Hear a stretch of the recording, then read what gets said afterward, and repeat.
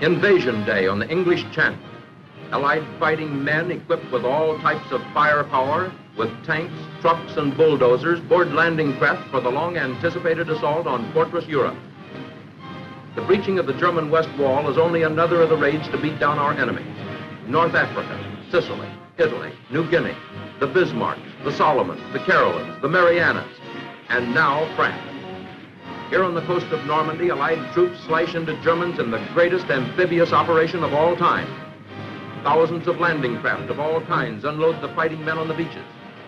With the regularity that comes from careful planning and from the machines to help carry out the plans, landing craft come on in waves, waves of destruction for the Nazis in their breached and blasted fortress.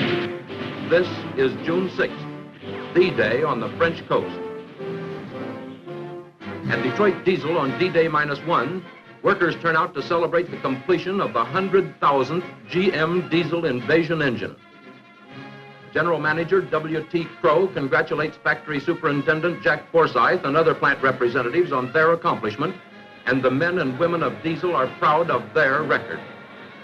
To Mr. C.F. Kettering, Vice President of General Motors, who with his research men has contributed much to the development of Diesel, falls the honor of presenting the 100,000th Diesel to the Navy.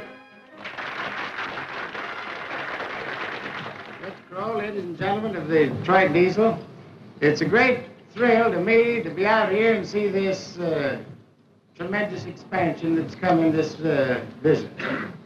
As Bill tried to give you an outline of the ups and downs of any new thing, but when you think of in only 6 years' time, we've gone from a shop that was hoping the engine would work to one in which we have this tremendous pressure, and this 100,000 engines represents 22 million horsepower. Of course, in this power war that we're in now, horsepower, we have to have a plenty. As you know, when we were running a normal automobile year, when we was making, say, 4 million cars, if you counted each car 50 horsepower, that was 200 million horsepower that we were turning out each year in automobile engines. But now with all the aircraft and all the diesels and everything, the amount of horsepower that's taken to overcome these peculiar ideas that Mr. Hitler had is quite sizable. I know of no one that I would sooner present this engine to or unveil it in his presence than Admiral Taylor, who is here today. So, Admiral.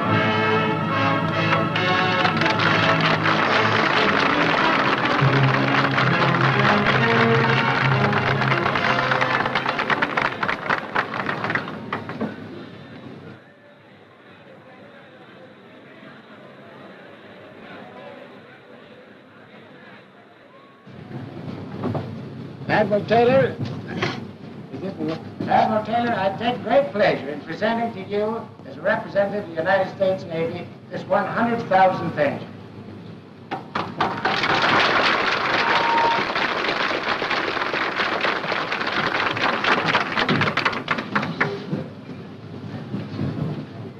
Thank you very much, Mr. Terry. Fellow Americans, it is indeed a pleasure and a privilege to represent Secretary of the Navy Fire Staff here today on the occasion which marks the delivery of the first 100,000th diesel landing craft engine to your Navy. The 100,000th Diesel, ready to follow up Invasion Day. 100,000 engines representing 22 million horsepower. 100,000 engines whose parts are completely interchangeable. 100,000 engines carrying men and weapons and materials to every battlefront, generating power for searchlights and water purification and all the necessities of life in battle areas, powering the giant bulldozers that chop landing fields and roadways from the forest. Today, all over the world, American men and American machines are fighting a war of destruction so that with victory, they may devote themselves to constructive, lasting peacetime effort.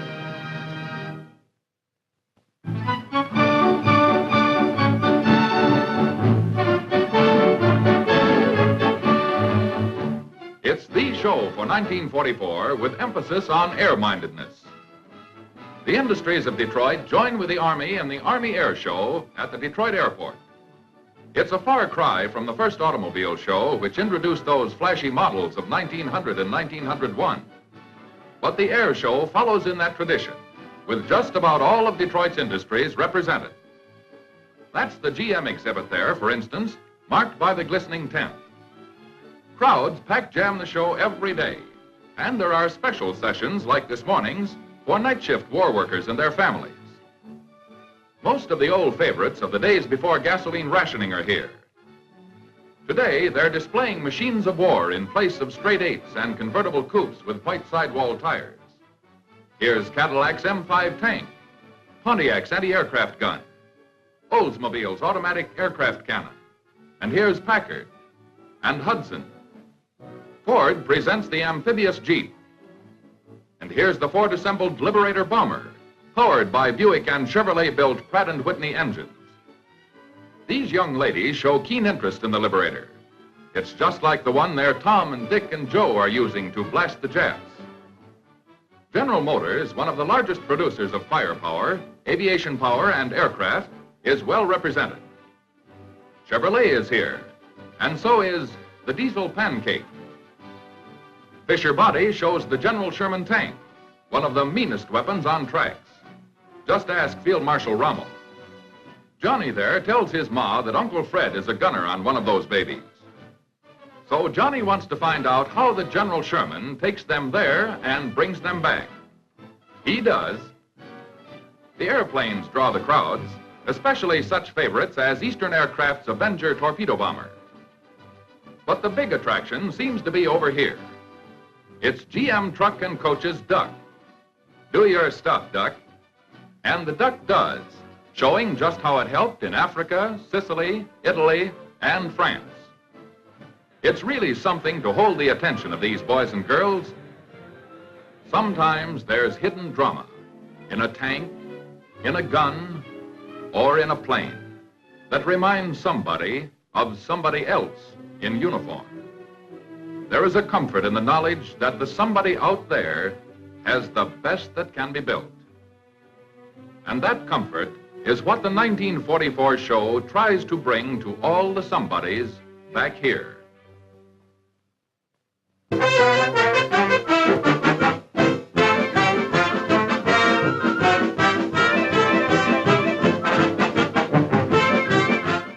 Step right up, folks, and see the Wildcat. The Wildcat that flies, the killer of Japs and Nazis. Not the only one in existence, the 2,500th of its kind. The flying, fighting, wilder Wildcat of Eastern Aircraft Division.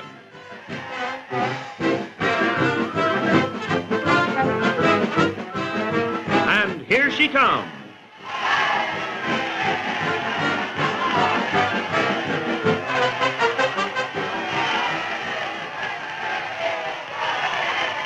The first of these General Motors Wildcats made their appearance at this same Linden plant on September 1st, 1942. Only 7 months after the formation of Eastern, a combination of 5 former GM automotive plants. That first Wildcat caused quite a lot of excitement around Linden. Since that memorable day, these powerful, stubby-winged, carrier-based warplanes have made history in the hands of Navy and Marine Corps aerial fighters.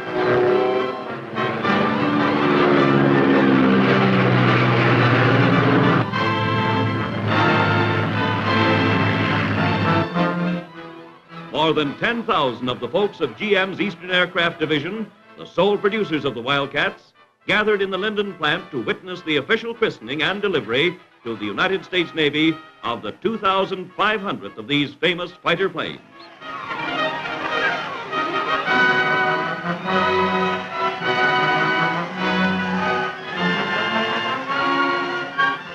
George Auld, assistant manager at Linden and master of ceremonies, introduces P.E. Baugh, Linden plant manager.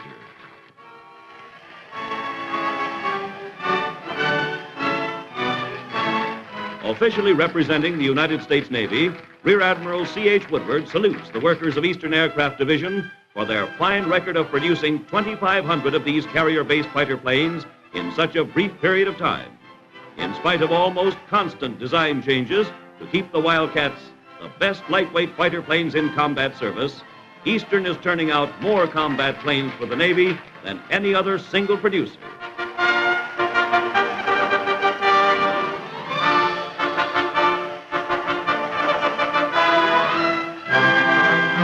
Queen of the day and sponsor of the 2,500th Wildcat is vivacious Mary Martin, Broadway goddess and musical comedy star of One Touch of Venus. Well, here we go, folks. Bring on that bottle of champagne. And where's that flying, fighting Wilder Wildcat?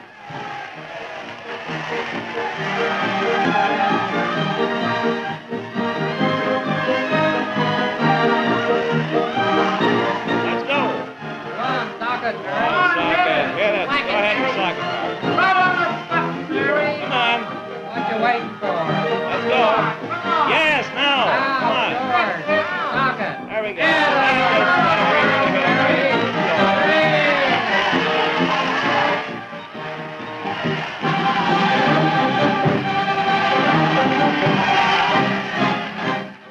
Thus was christened a new and wilder Wildcat, destined to bring new combat strength and striking power to Navy and Marine Corps fighting pilots, and new credit to Eastern Aircraft Division of General Motors.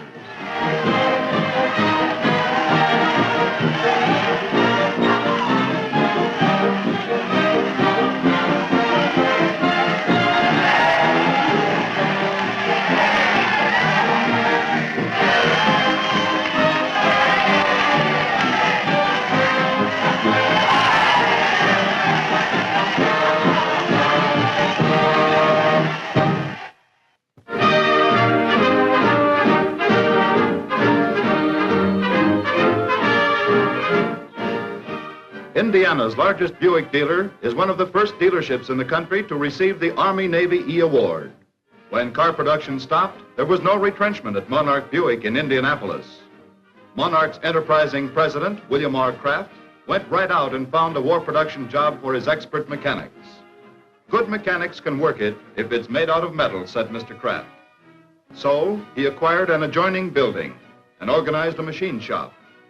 Here, Monarch's mechanics machine critical parts for war goods. Opened just 2 years ago, by June 1st, Monarch had manufactured and shipped 250,000 pieces to prime war production plants. Monarch subcontracts for Allison and Delco Remy divisions of GM, Stewart Warner, Universal Gear, RCA Victor, and Curtiss Wright. A small war plant, but one of the best, says the Army and Navy, and they should know. Monarch people and their families are definitely a part of the war effort.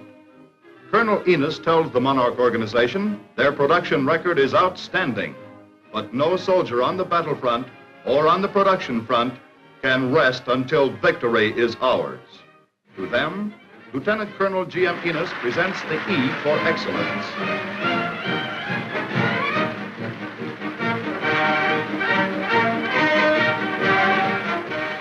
For the Navy, Lieutenant Commander R.W. McGregor thanks Monarch for meritorious and distinguished service in time of need. The Governor of Indiana is on hand to congratulate Indiana's active sons. Monarch employee representatives received their E-pins from Private Richard Ensley, native Hoosier wounded at Anzio. For his organization, Mr. Kraft accepts the award and tells of some of the troubles that faced Monarch in the early days. At first, we didn't know which side of a turret lathe was up, says Mr. Kraft, but we rolled up our sleeves and found out. He pledges his organization to continue the good work, to make the Army and Navy as proud of Monarch as Monarch is of the E for excellence. But this is only a part of the excellent job done by the Monarch organization. Mr. Kraft has maintained a complete service setup, separate from the subcontracting machine shop, but essential too. Necessary trips must be made every day. This means automobiles need lubrication. A motor tune-up makes that older car perform better, helps speed our vital highway transportation. Wheel alignment saves wear and tear on tires that must travel extra miles. And there's service needed for cars that get into accidents that shouldn't happen but do. Today at Monarch, the servicing and repair of automobiles still goes on. And there are few jobs more important than that of helping the community to keep its transportation rolling.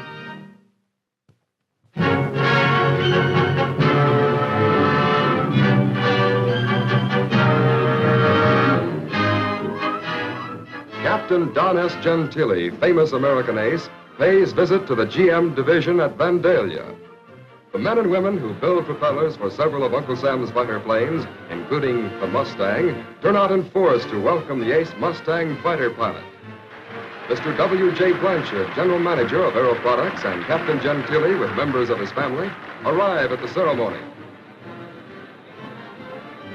We in Aero Products must continue to do our part, says Mr. Blanchard. Captain Gentili has certainly been doing his. He is a fighter pilot with 27 German planes to his credit. A fighter pilot decorated by General Eisenhower. The Aero Products folks meet the flying captain.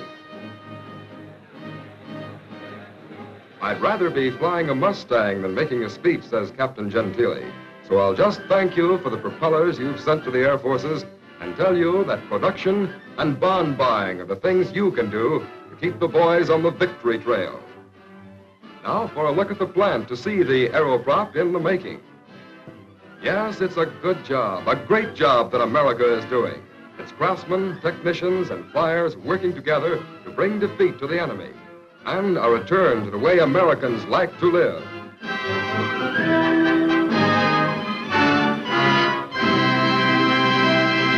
Diesel to the Navy. Mr. Crow, ladies and gentlemen of the Detroit Diesel, it's a great thrill to me to be out here and see this tremendous expansion that's come in this business. As Bill tried to give you an outline of the ups and downs of any new thing, but when you think of in only 6 years' time, we've gone